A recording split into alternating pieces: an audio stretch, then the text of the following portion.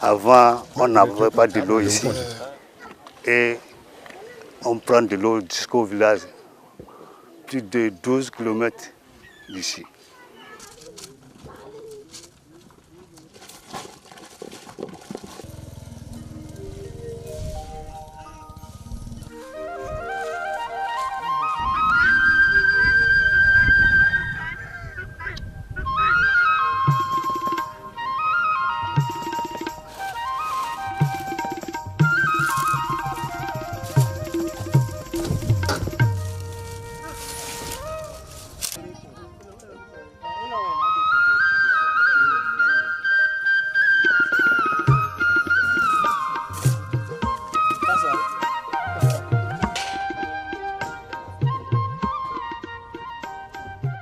C'est un peu comme le fruit d'une recherche, action, développement, qui aujourd'hui est expérimentée en sa phase pilote avec de jeunes étudiants et diplômés dans le secteur de l'eau potable et qui ont pour ambition d'entreprendre dans le secteur de l'eau potable.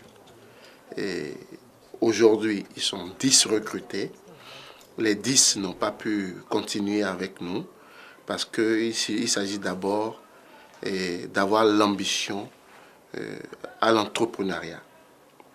Donc aujourd'hui, nous avons 7 jeunes recrutés un peu partout, pas seulement à l'Institut national de l'eau et des ouvrages.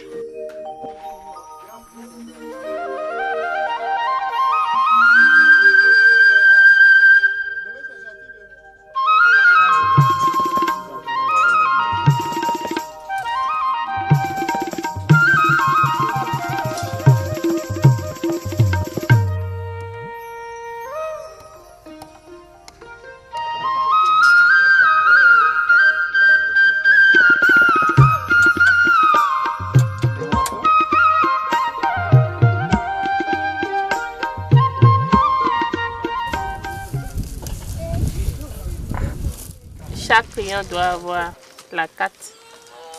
C'est ça qui conditionne la sortie de l'eau.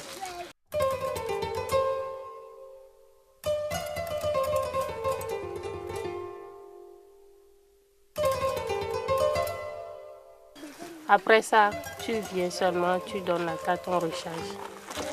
Chaque semaine, quand moi je viens sur le site, ils amènent la carte et moi je recharge le montant qu'ils ont.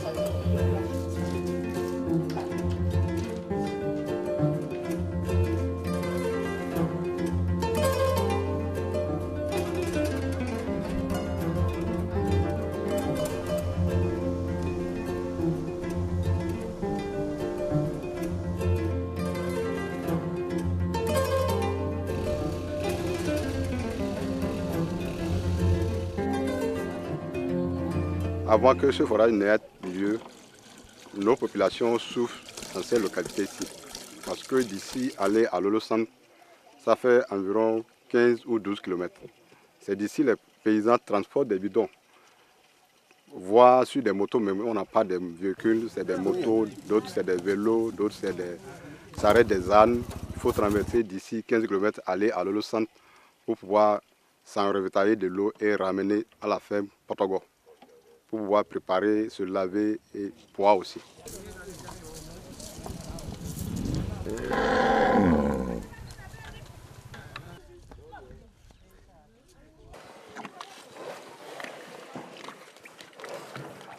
C'est une grande joie pour nous parce que ça fait moins de dépenses de carburation, moins de tracas, beaucoup de travail parce qu'il faut quitter 14h, 15h, aller à 15 km pour pouvoir chercher de l'eau. Voilà, aujourd'hui, l'eau est à côté. Il faut faire 100 mètres ou 50 mètres en même temps à côté de ta cabane et tu allèges. Je veux dire qu'on aura beaucoup de travail, on va bénéficier du temps pour pouvoir travailler sans faire face à nos cultures et moins de tracas, moins de dépenses.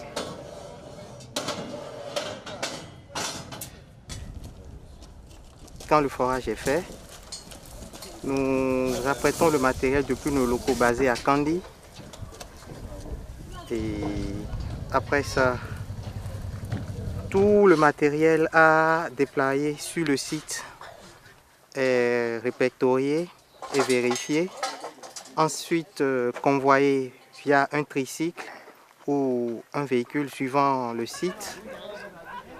Et dès que nous arrivons sur le site, nous commençons déjà par monter le squelette.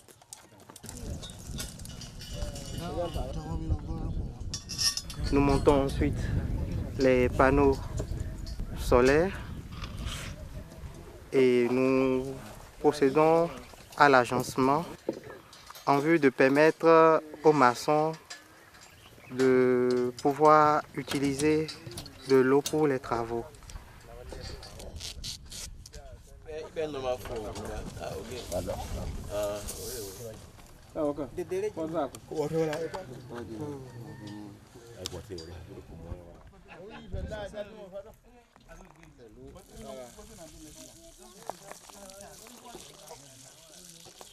Lorsqu'une panne survient, tout de suite, il y a la population qui avertit l'entrepreneur du point d'eau qui, dans les minutes à suivre, se dépêche sur le lieu.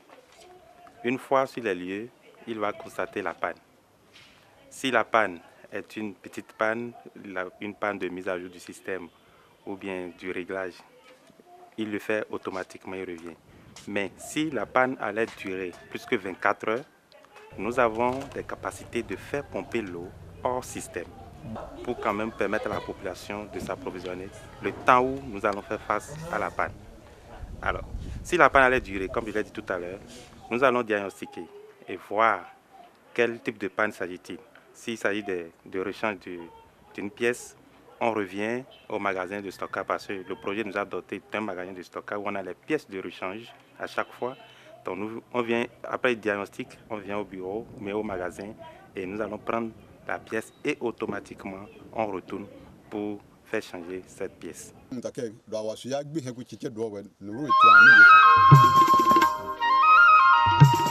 vous a déjà expliqué comment prendre.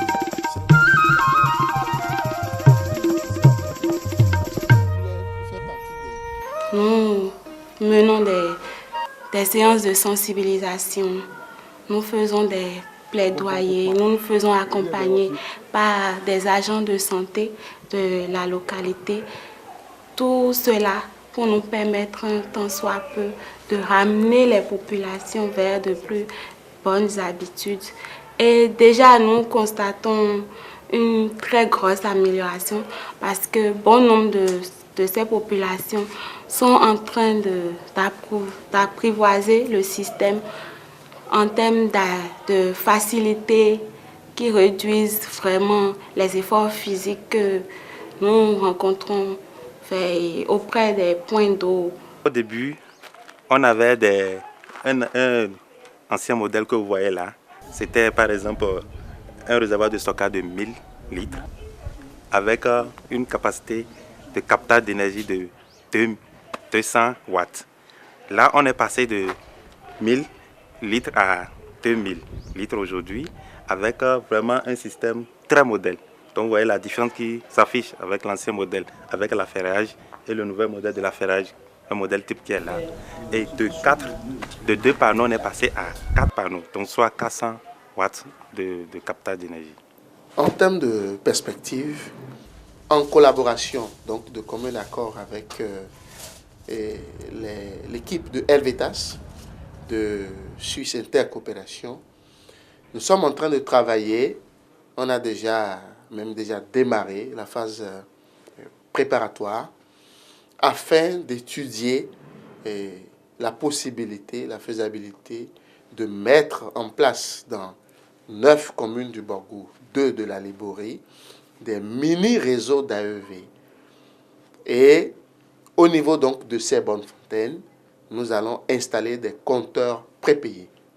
Et cela pourra permettre de réduire davantage donc, la pénibilité de nos populations. Ainsi, donc, elles pourront Et au lieu de venir vers les points d'eau, c'est nous donc qui amenons l'eau vers les populations.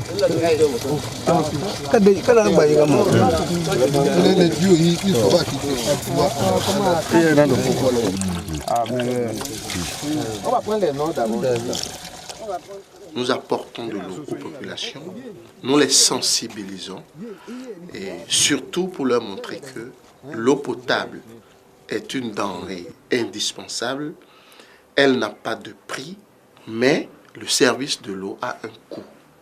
Et tant que le service de l'eau sera gratuit, alors les forages qui sont donc installés, les ouvrages qui sont donc mis en place, et nous ne serons pas étonnés que ces forages soient toujours en panne ou abandonnés quelques années après.